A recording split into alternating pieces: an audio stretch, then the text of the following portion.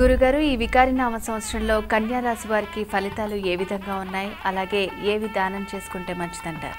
11 ఆదాయము, 5 ఖర్చు ఉన్నది. అలాగే రాజపూజ్యం 4, అవమానం 5.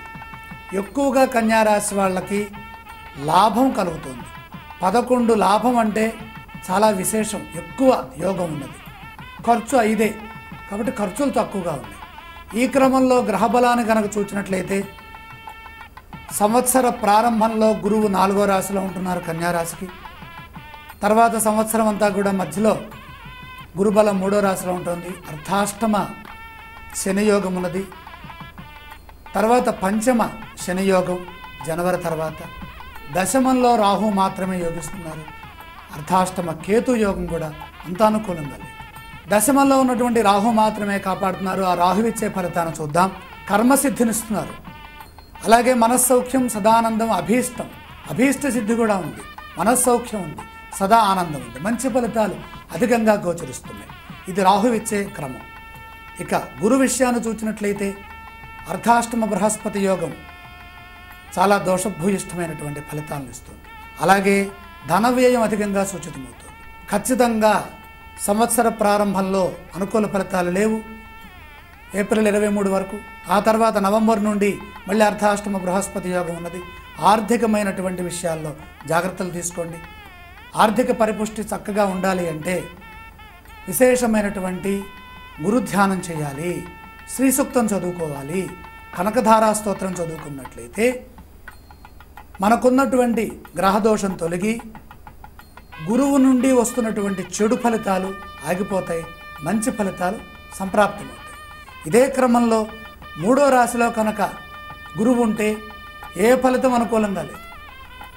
కాబట్టి ఉద్యోగ విషయాల్లో, మానసిక ఆలోచనల్లో మనోబలం తగ్గకుండా మానసిక దార్ఢ్యం కలిగి మనోదృఢత్వంతో ముందుకు సాగాలి. కన్యారాశి వారికి ఈ సంవత్సరంలో రాహు మాత్రమే యోగిస్తున్నారు. శని సహకరించట్లేదు. శనిచ్చేటటువంటి ఫలితాలను చూసినట్లయితే స్థానచలన దోషాలు కూడా కనపడుతున్నాయి. మనక్లేశం, మానసికమైన ఇబ్బందులు ఎక్కువగా కనపడుతున్నాయి.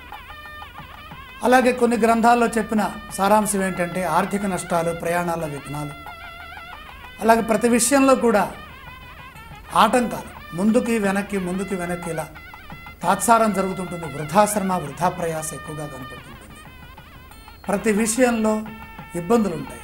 శని ధ్యానం బాగా చేసుకున్నట్లయితే మంచి ఫలితాలు వస్తాయి. వెంకటేశ్వర స్వామి వారి గోవిందనామాలు చదువుకోవడం చాలా మంచిది. శని దోషము సంవత్సరంలో ఎక్కువ శాతం ఉన్నది కాబట్టి సంవత్సరాంతంలో జనవరి 24 తర్వాత శని పంచమంలోకి స్వక్షేత్రంలోకి వెళ్ళినప్పుడు కొద్దిగా ఇబ్బంది తగ్గుతుంది, కొంచెం మాత్రమే మేలు కలుగుతుంది. కనుక శని ధ్యానం వల్ల ఉత్తమ ఫలితాలు వస్తాయి. అర్ధాష్టమ శనిలో శని శ్లోకం పూర్తిగా చదువుకోవాలి. నీలాంజన సమాభాసం రవిపుత్రం యమాగ్రజం ఛాయా మార్తాండ సంభూతం తం నమామి శనైశ్చరం. శని ధ్యానం బాగా చేయండి. ఇబ్బంది లేకుండా మంచి భవిష్యత్తు ఏర్పడుతుంది. తల్లిదండ్రుల మాట వినండి. ఇంట్లో వారితో గొడవ పడకండి. మనస్తాపానికి గురి కావద్దు. మానసిక దుర్బలత్వానికి గురి కావద్దు. అంటే మనోబలాన్ని తగ్గించుకొని డిప్రెషన్లోకి వెళ్ళేటటువంటి పరిస్థితులు ఎక్కువగా కనపడుతున్నాయి.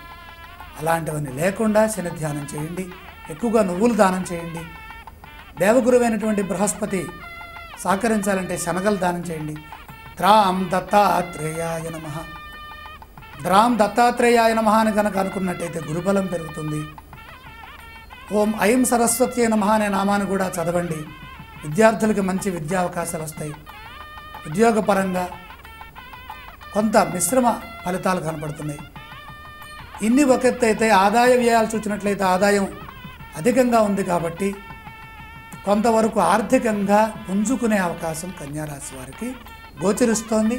ఎక్కువగా మౌనం వహిస్తూ తన వివేకాన్ని, తన ఔన్నత్యాన్ని తను గుర్తిస్తూ తన అర్హతని తను తెలుసుకొని ముందుకు నడుచుకున్నట్టయితే సంస్కారవంతమైన ఫలితాలు కన్యారాశి వారు పొందవచ్చు.